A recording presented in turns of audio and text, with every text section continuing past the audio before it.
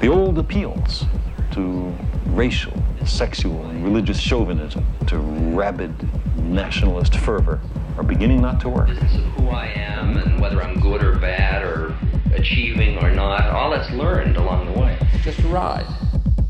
And we can change it anytime we want. It's only a choice. No effort, no work, no job, no savings of money. I realized that I had the game wrong. That the game was to find out what I already was.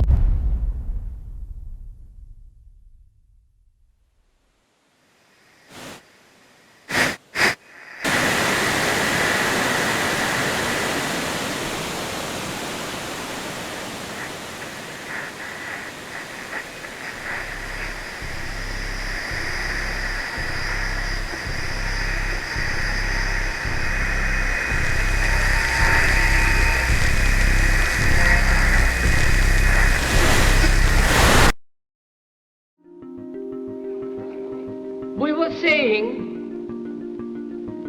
how very important it is to bring about in the human mind the radical revolution. The crisis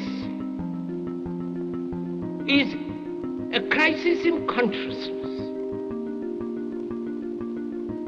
a crisis that cannot anymore accept the old norms, the old patterns, the ancient traditions. And considering what the world is now, with all their misery, conflict, destructive brutality, aggression, and so on, man is still as he was. He's still brutal, violent, aggressive, acquisitive, competitive, and he has built a society along these lines.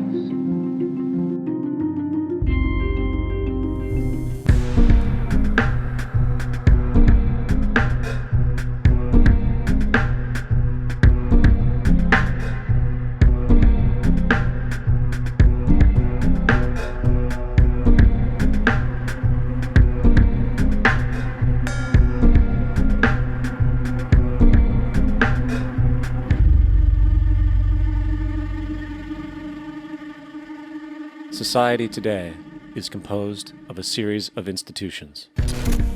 From political institutions, legal institutions, religious institutions, to institutions of social class, familial values, and occupational specialization, it is obvious the profound influence these traditionalized structures have in shaping our understandings and perspectives.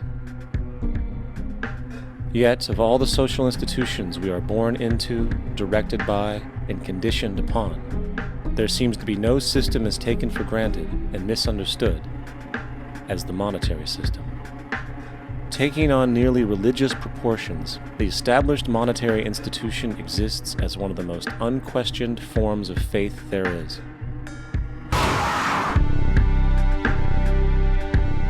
In a world where 1% of the population owns 40% of the planet's wealth, in a world where 34,000 children die every single day from poverty and preventable diseases, and where 50% of the world's population lives on less than $2 a day, one thing is clear: something is very wrong.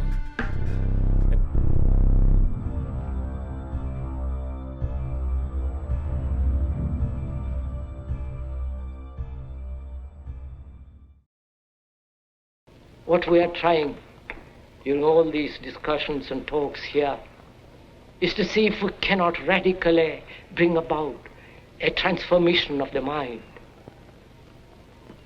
Not accept things as they are, but to understand it, to go into it, to examine it, give your heart and your mind with everything that you have to find out a way of living differently.